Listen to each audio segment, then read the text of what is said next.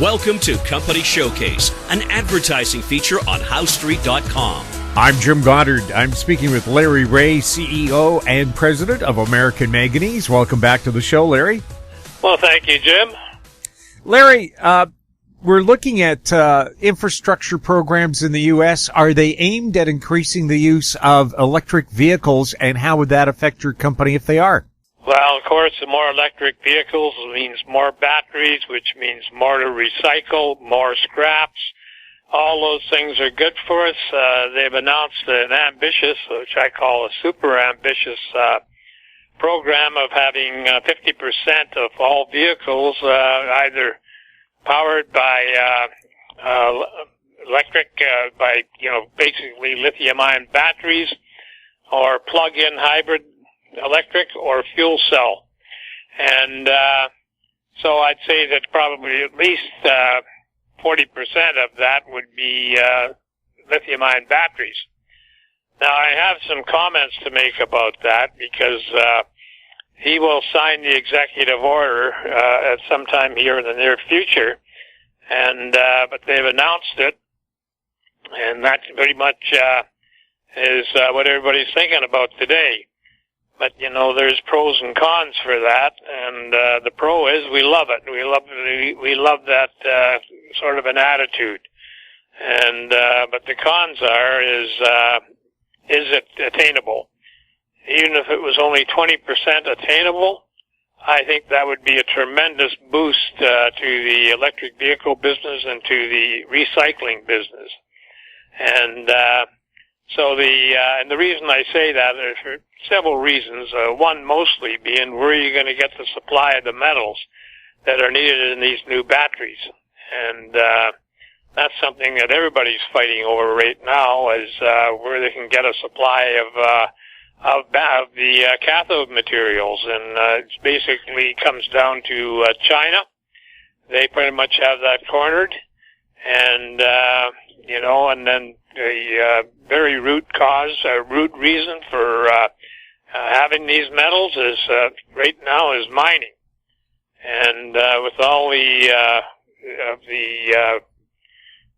permitting problems and everything else that go on, that's a slow process. And but you have to mine the material in order to get it out there and into the mainstream, where it can get into a cathode manufacturer's hands, and then into a battery manufacturer, then into an EV car.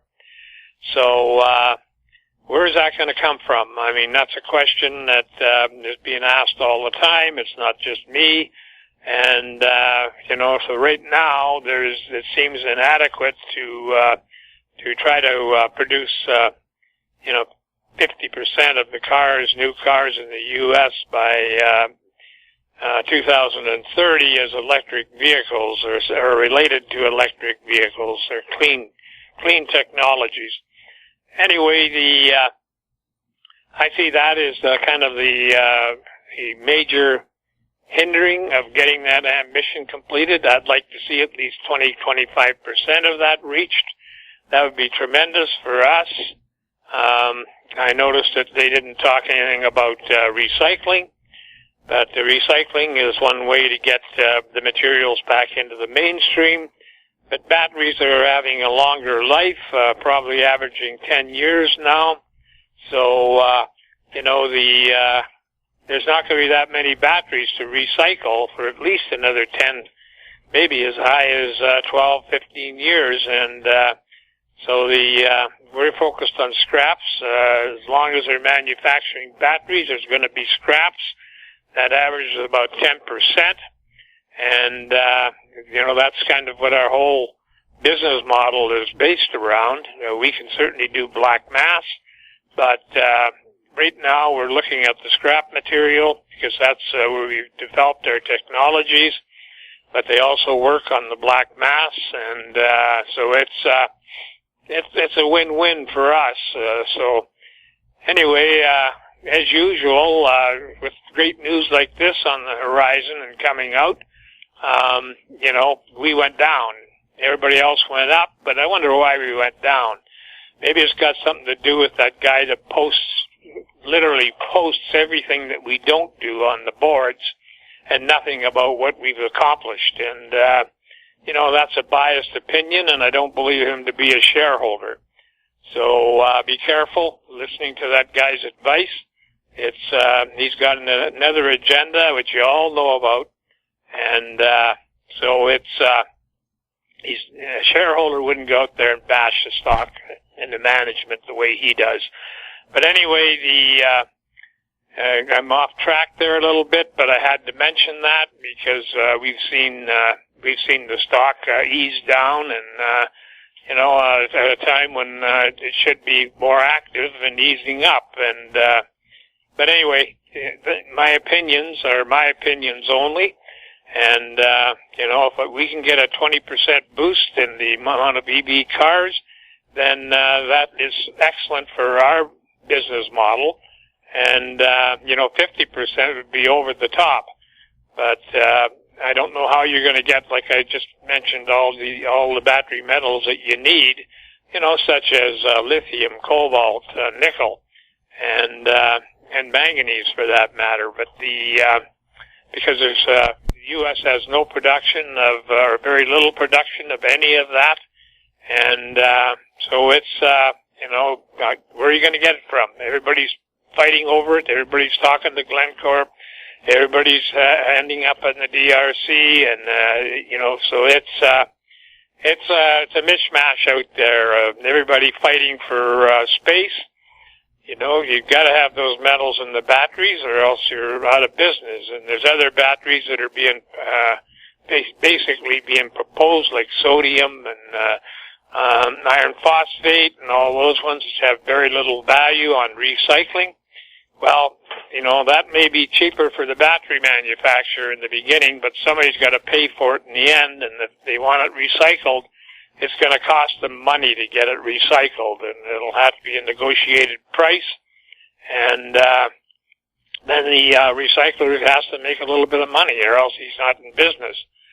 So that's kind of what we see, and we also noted that the UAW didn't invite Tesla or Elon Musk to their opening on this $50 million, 50% raise in the next 9 years in the production of batteries.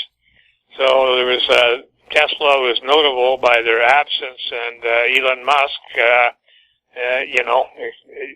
he's the biggest producer of EV cars in the United States. You think he'd have been there, but Tesla was omitted from the invitations for political reasons, I guess, and that's unfortunate, because I don't think there'd be even talk about an EV business or batteries or recycling or any of that if it wasn't for Elon. He pioneered it, and he brought it to the forefront and attracted a lot of other Me Too's, and some of them are, getting fairly successful. So that's a big omission. I don't like to see that. He's a pioneer, and he should have at least been in the lineup with the other groups like Ford and GM. Now, Ford and GM say they want to meet that criteria and go to 40 or 50% production of EVs from all of their plants, and my hat's off to them.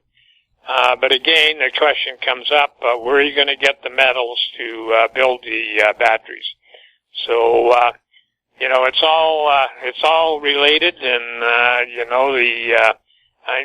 any kind of a push in that direction, as far as I'm concerned, is very positive for people that are in the EV car stream, and we definitely are. And but we strive to get a total circular economy with nothing going back into the environment. And until we do the testing, maybe then people will believe us on that 600 kilogram a day or 500 kilogram a day plant. And so we're moving ahead in that direction. So, but other than that, Jim, it's not been that. It's been a fairly great time, and I just have to say that these